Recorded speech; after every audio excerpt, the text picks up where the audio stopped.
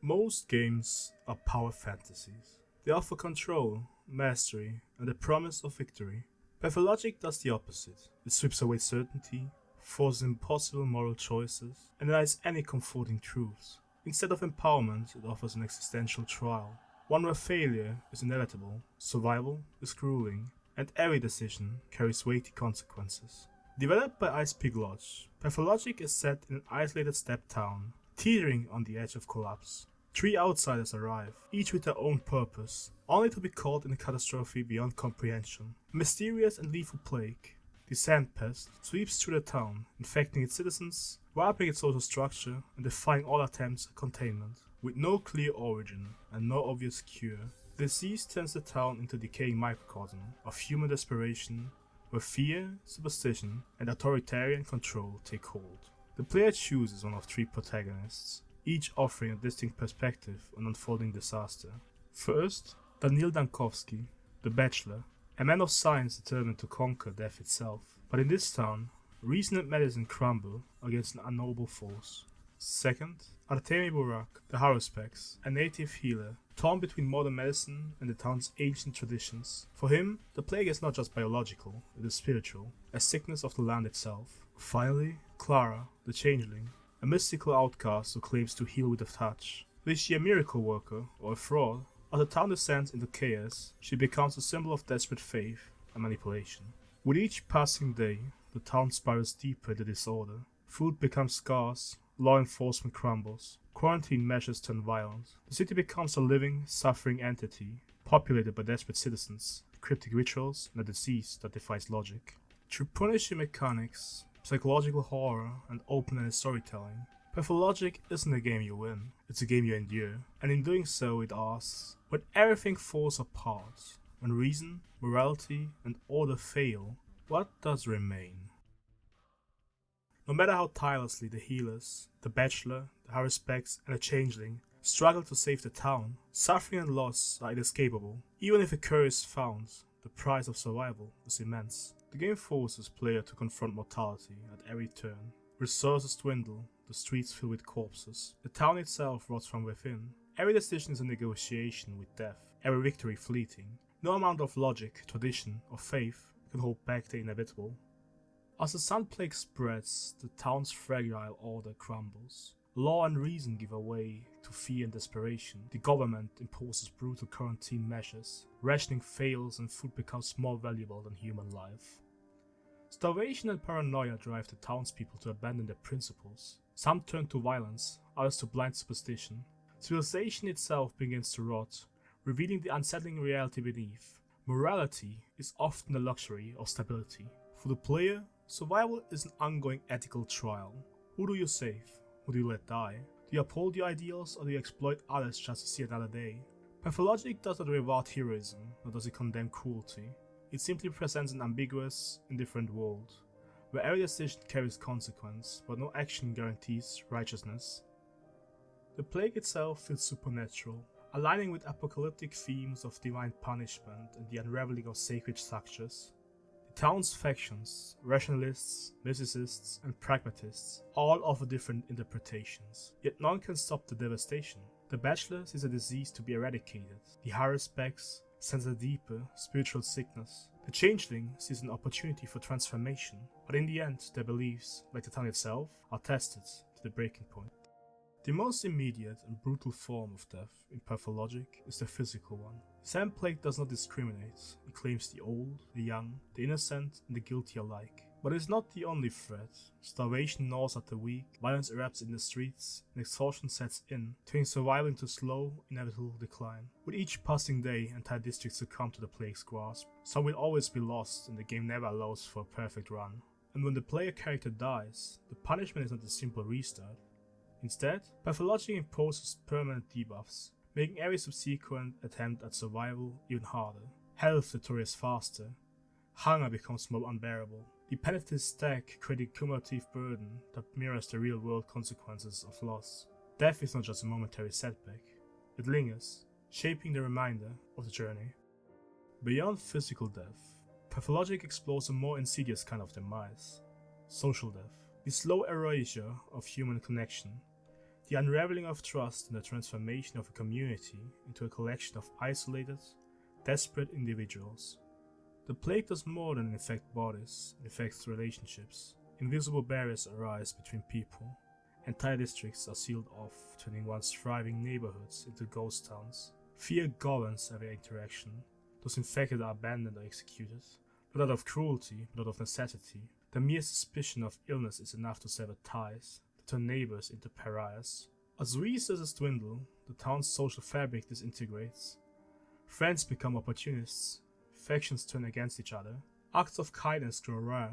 Replaced by ruthless self-preservation, the town, once bound by tradition and hierarchy, fractures into a landscape where trust is a liability.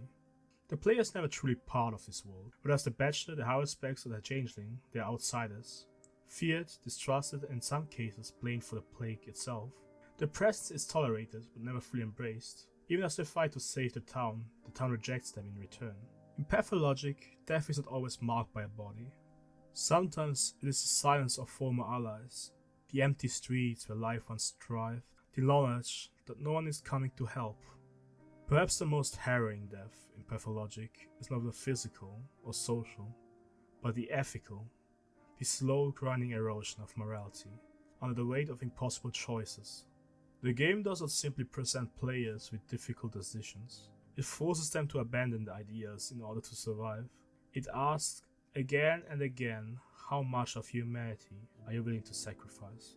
The more you try hold onto your principles, the harder the game pushes back, forcing you to reconsider what morality even means in a world that is falling apart. Every act of mercy is also an act of condemnation. Resources are scarce. There will never be enough antibiotics, painkillers, or immunity boosters to go around. Every choice is a quiet execution. Saving one life often means letting another slip away. Some characters are vital to the player's survival. Merchants provide supplies. Quest givers offer crucial rewards. Certain individuals offer shelter, information, or protection. But does their usefulness make them more deserving of aid? Should pragmatism dictate who lives and who dies? One of Pathologic's most brutal dilemmas manifests in the choice between saving children. The game does not simply pose this as an abstract ethical question.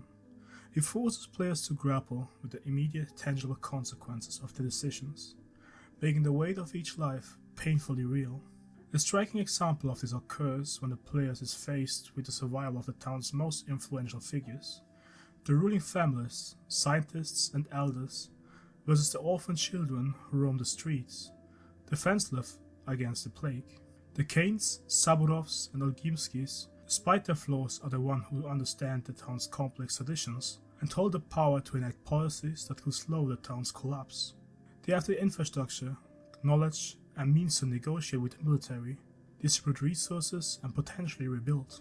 But they also corrupt, self-interested, and often ineffective. If they survive, the town may persist, but will it be worth saving? On the other hand, the children, particularly figures like Capella and the other bound children, represent the potential for a fresh start. They are untainted by the town's decaying politics. Their survival ensures that there will be a future at all. Yet they lack the power to change anything in the present moment. Saving them often means letting the town fall into greater chaos, as the leaders, doctors, and strategists who could mitigate disasters are lost.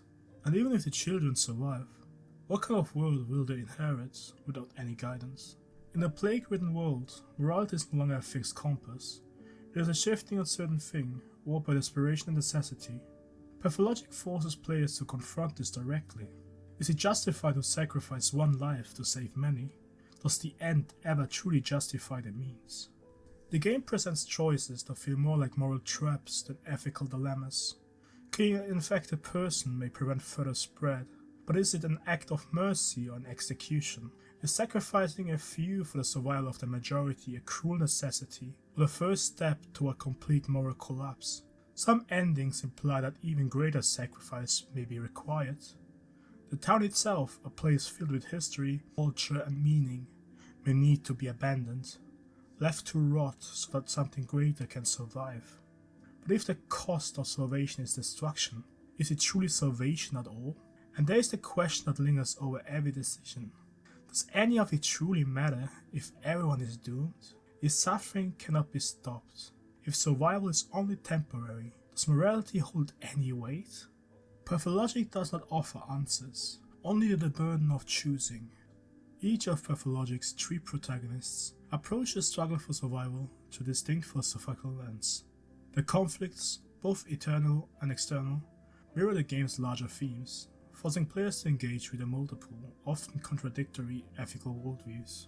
Daniil Dankovsky believes that the plague is a problem to be solved. He views tradition as little more than an obstacle to progress, yet his unwavering faith in rationality makes him ethically rigid. He prioritizes the abstract ideal of conquering death over the immediate suffering of individuals. He is willing to make sacrifices, but only if they serve the greater goal of scientific progress. His philosophy is directly challenged when he encounters Aglaia Lilith, the Inquisitor. Aglaia, unlike Daniil, is a pragmatist. She does not chase grand ideals, but instead seeks results, no matter how ruthless the means. She represents a cruel but logical solution. If the town is beyond saving, it must be burned to prevent the plague from spreading beyond its borders. While Daniil is horrified at the prospect, he is forced to acknowledge that his own philosophy is not so different. He, too, believes in the necessity of sacrifice. His difference is only in degree, not principle. Aglaia forces him to ask himself, if science cannot stop the plague, what is the purpose of his struggle? Artemi Barak stands between two worlds, born into the steppes people, ancient traditions, yet trained in modern medicine. Unlike Daniil, he doesn't see death as something to be conquered, but as a force that must be understood and respected. For Artemi, the plague is not merely a biological threat, it is something deeper, tied to the land itself. Unlike the Bachelor's rigid moral code, Artemi's ethics are fluid. He understands that some sacrifices are necessary, yet this does not make his choices any easier. He is expected to take on his father's role as the town's spiritual guide, but to do so, he must embrace brutal, often unthinkable traditions. His medical training tells him that such acts are barbaric, that disease is not something appeased by ritual, but treated through knowledge and medicine. His instincts, his heritage, and the whispers of the land tell him otherwise. He must choose whether to follow the rational approach of a doctor or embrace the ancient, mythical role of the Haruspecs. If he denies the rituals, he risks dooming the town by ignoring the steppes' demands. If he accepts it, he must acknowledge that healing sometimes requires violence, that death itself can be a form of preservation. Unlike Daniil, who seeks mastery over life and death, Artemi comes to understand that some forces cannot be controlled, only negotiated with. The town does not need a savior, it needs a mediator, someone who can bridge the gap between science and superstition, reason and ritual. Unlike Daniil or Artemi, Clara does not base her actions on science or tradition, but on faith, both her own and that of others. She represents the idea that belief can shape reality. If people believe in miracles, do they become real? If they see her as a savior, does that make her one? Or is she simply manipulating the desperate? Her morality is the most ambiguous. Her abilities can bring salvation or ruin, but intent and consequence are rarely aligned. A striking example of this moral tension occurs when Clara is confronted with the choice to heal someone using her unique gift, an act that paradoxically harms another in the process.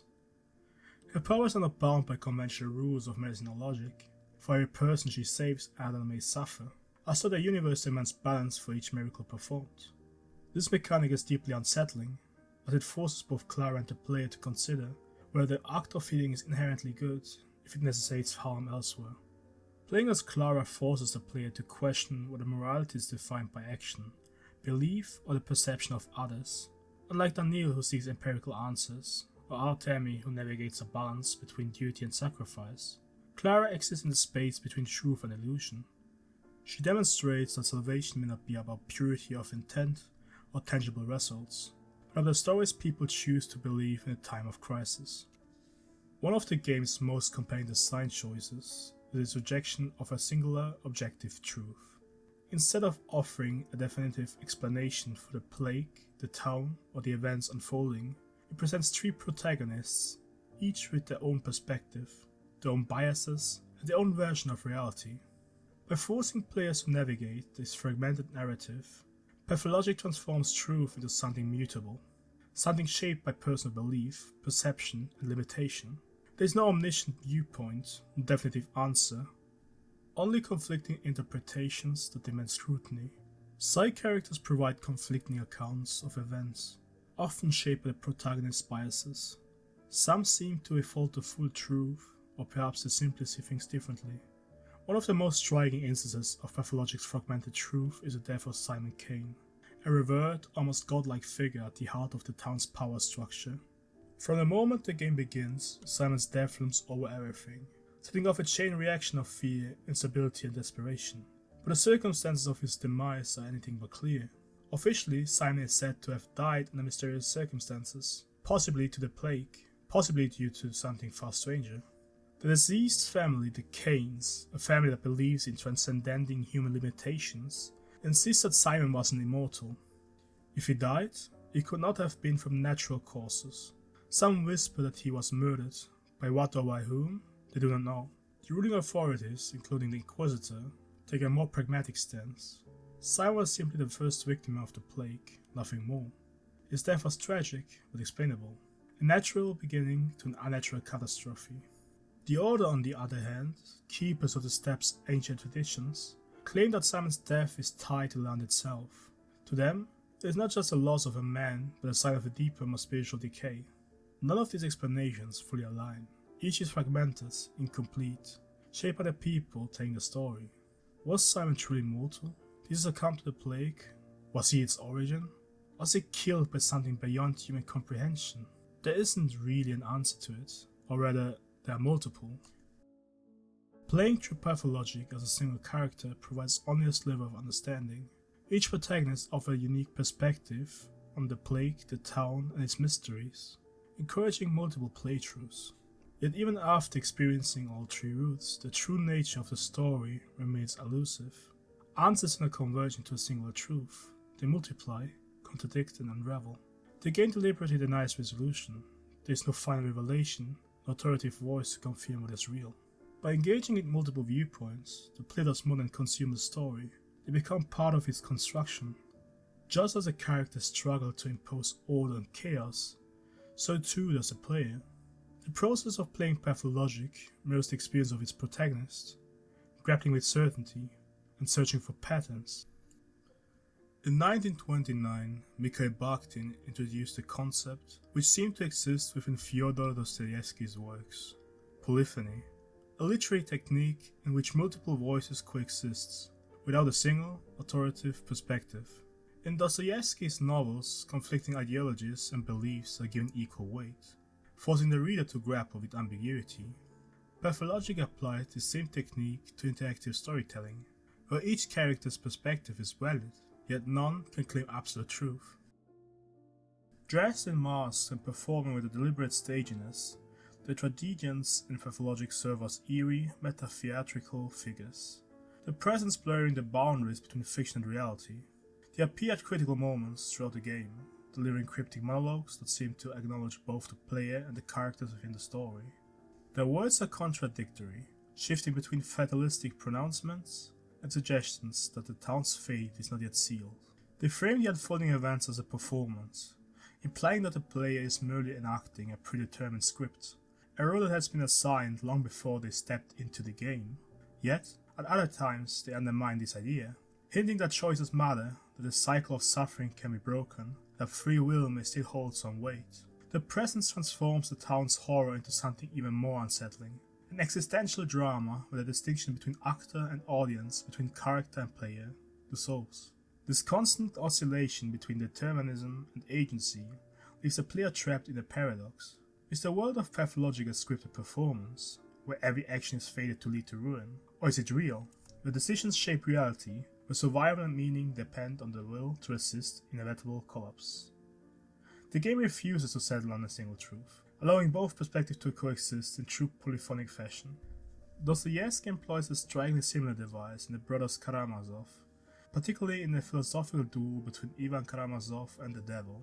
Ivan, a rationalist and skeptic, believes in a world without divine order, where morality is nothing more than a human construct, and suffering is devoid of meaning.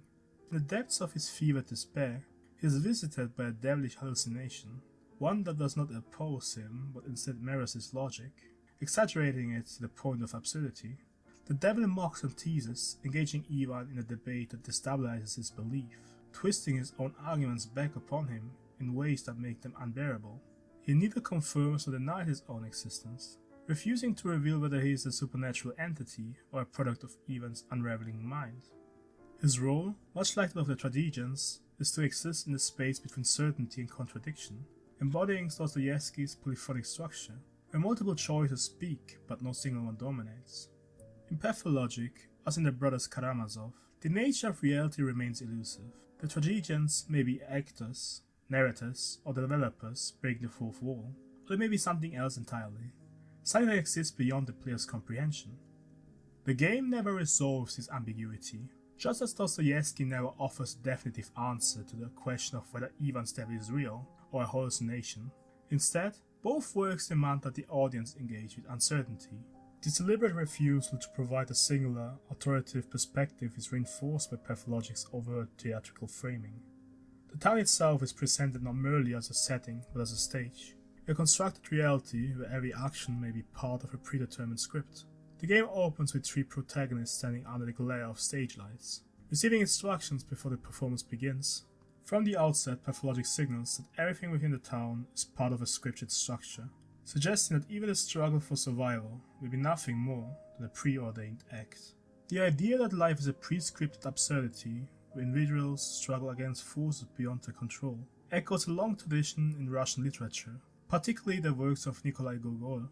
His novel Dead Souls presents a surreal, bureaucratic nightmare where people exist not as fully realized individuals, but as actors playing out predetermined roles in a system that defies logic. Similarly, Pathologic constructs a world governed by arbitrary rules, punishing mechanics and a lingering sense of existential futility. The world of Pathologic operates on a set of rules that seem deliberately designed to confound, frustrate, and ultimately entrap the player. Much like the surreal and arbitrary bureaucracy of Gogol's Dead Souls, the game establishes a society where logic is secondary to an overarching, almost theatrical absurdity. In Dead Souls, Pavel Ivanovich Chichikov, an enterprising yet morally ambiguous opportunist, embarks on a bizarre scheme that exposes the absurdity of Russia's bureaucratic and economic systems. His plan hinges on a legal loophole. In the Russian Empire's serfdom-based economy, landowners were taxed based on the number of serfs they owned, as recorded in official census rolls. However, these records were updated infrequently, meaning that many serfs who had died since the last census still legally existed, as taxable property. Chichikov's scheme is simple but audacious. He travels from estate to estate, persuading landowners to sell him these dead souls, the names of serfs who are in reality deceased, but who remain on official records. Since these landowners are still paying taxes on these non-existent workers, Chichikov presents himself as doing them a favor, offering to take his financial burden off their hands.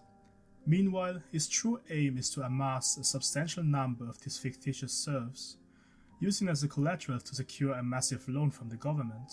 By presenting himself as a wealthy landowner with vast workforce, that only exists on paper, he hopes to catapult himself in the ranks of aristocracy.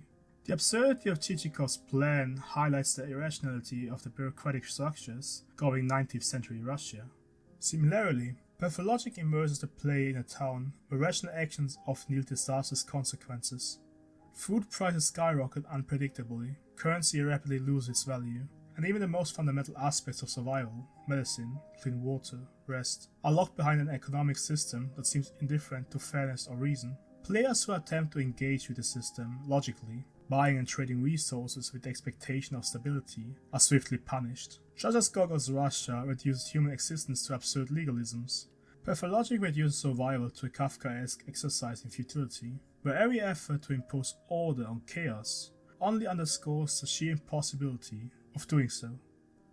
Gogol's corrupt landowners, opportunistic officials, and grotesque caricatures of Russian society are not psychological complex figures, but rather symbolic representations of broader social themes. They exist to embody particular flaws in the system, by presenting its world as one governed by inexplicable rules, and its characters as rigid ideological figures trapped in their designated roles. Pathologic echoes the absurdity found in Dead Souls. Both works suggest that the systems people live within, whether bureaucratic, economic, or existential, are not rational constructs. but rather cruel and arbitrary mechanisms that demand compliance without offering understanding. This sense of entrapment extends beyond the town and its inhabitants, reaching out to the snare the player themselves. The very structure of Pathologic ensures that, like the characters within it, players are subject to the same relentless force of fate, unable to impose true order on chaos. Every effort to strategize, to master the game's mechanics, or to win in any conventional sense is ultimately met with futility. The game's cyclical nature further reinforces the sense of unavoidability. Each playthrough is not a fresh story, but rather another iteration of the same gritty performance. The plague always arrives, the town always suffers, and the struggle always ends in tragedy. No action is truly permanent, no effort can break the cycle. Like a stage play that repeats night after night, Pathologic insists that its characters, including the player, are bound to their roles, doomed to enact the same suffering again and again. This theme of inescapable fate is deeply rooted in Russian literature, where fatalism looms large. From Dostoevsky to Tolstoy to Bulgakov, their characters battle against destiny, believing themselves to be free agents, only to discover that their paths were set from the beginning. In these works, suffering is not an obstacle to be overcome, but a fundamental part of existence, one that cannot be avoided, only endured. While the game presents the breakdown of an entire society, it is ultimately a game about death, both as a physical reality and an existential reckoning. Like Tolstoy's The Death of Ivan Ilyich, it forces players to move beyond abstract notions of mortality and engage with it on a deeply personal level, stripping away illusions of control and forcing them to confront the inescapability of their own end. Tolstoy's novella follows Ivan Ilyich, a man who has lived his life according to social expectations, believing in the structure of career advancement, status, and social propriety. When he becomes terminally ill, he slowly realizes that these things, which once seemed so important, hold no meaning in the face of death. His suffering is not just physical, but existential, horrified by the recognition that his entire life has been a hollow performance, a series of obligations and formalities that now seem absurdly insignificant. Both The Death of Ivan Ilyich and Pathologic strip away illusions of mastery. Ivan Ilyich, who once viewed death as something that happened to others, is forced to recognize its presence within himself. The player, who begins the game believing they can navigate pathologic systems to triumph over the plague, is seemingly disabused of that notion. While Pathologic immerses players in an environment of despair, suffering, and inevitability, it does not present this fatalism as purely nihilistic. Much like Tolstoy, who saw death not as an empty void, but as a moment of spiritual reckoning, Pathologic frames mortality as a test of character, morality, and belief. The game challenges players not merely to survive, but to determine what survival truly means, and whether enduring suffering might offer something beyond despair. In Tolstoy's later works such as Resurrection and Confession, suffering is not just an affliction, but a pathway to transformation.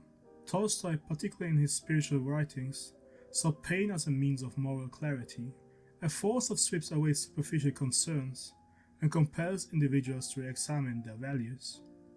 It is through suffering that characters in Resurrection confront the consequences of their past lives and attempt to redeem themselves. Similarly, in Confession, Tolstoy himself wrestles with existential despair, only to emerge with a deeper faith, recognizing suffering as an essential part of understanding life's true meaning. Pathologic operates on a similar philosophical foundation. The three protagonists, Daniil, Artemi, and Clara, begin their journeys with firm, confident worldviews, yet the trials force them to redefine their beliefs. Suffering in Pathologic is not merely punitive, it is revelatory. Every hardship, every moment of starvation, every death, every loss, forces both the characters and the players to reconsider their assumptions about survival, morality, and purpose. Like Tolstoy's philosophy, the game suggests that suffering is not just an obstacle to overcome, but an essential part of understanding one's place in the world. Tolstoy's The Death of Ivan Ilyich ends not with the protagonist overcoming death, but with him finding peace in acceptance. As Ivan Ilyich lies on his deathbed, his initial terror gives way to a realization. His suffering, his fear, his struggle, they were not meaningless. Rather, they were the things that led him to a moment of clarity, a fine understanding of what truly matters. His death, once a source of dread, becomes a moment of transcendence. Pathologic mirrors this journey, Each of the three protagonists, in their own way, must come to terms with the fact that some things cannot be fought, only understood. The bachelor may not find a cure, but he may come to accept the limits of his rationality. The haruspex may not be able to preserve every tradition, but he may come to realize what must be sacrificed for the town's future. The changeling may not be able to live a perfect salvation, but she may still offer hope to those willing to believe in her. Through this lens, Pathologic is not just a game about survival. It is a meditation on what it means to live in the shadow of the unavoidable. It is a work that, like Tolstoy's writing, forces its audience to confront mortality, not with the promise of escape, but with the possibility that in accepting death, one may finally begin to understand life. Just as the game does not begin with clarity, it does not end with resolution. The final days of the game culminate in suffering and compromise, leaving players with no triumphant victory. The town, once a struggling but functioning society, is now an unrecognizable ruin. No matter what choices the players make, the town will never truly be saved. At best, a fraction of its people survive, left to rebuild in the shadow of devastation. At worst, the military burns the town to the ground, erasing it entirely as though it never existed. The plague is never eradicated, only momentarily contained, leaving the lingering fear that it will return. Pathologic refuses to offer even the solace of finality. Its cyclical structure suggests that this has all happened before, and will happen again, perhaps in another form, another time, another place. The town's destruction is not the end, just another iteration of an intended struggle. The game's theatrical framing, with its masked executors and tragedians, reinforces this unsettling idea. The story is not a singular tragedy, but a recurring performance, doomed to be reenacted indefinitely. But despite its darkness, the game carries an undeniable truth, one that extends beyond the confines of its story. Life, too, is filled with uncertainty. We search for answers, for meaning, for control, yet we often find ourselves facing the same ambiguity as the town's inhabitants. We live in a world where systems fail, where suffering persists, and where the right path is never clear. But perhaps, like the game's protagonists, we are not meant to find absolute answers. Perhaps meaning is not something given to us, but something we create in the struggle itself. Uncertainty is not just a curse, it's a condition of existence, and in learning to navigate it, to persist despite it, we might come to understand that the search for meaning is not about reaching an answer, but about learning to live with the question.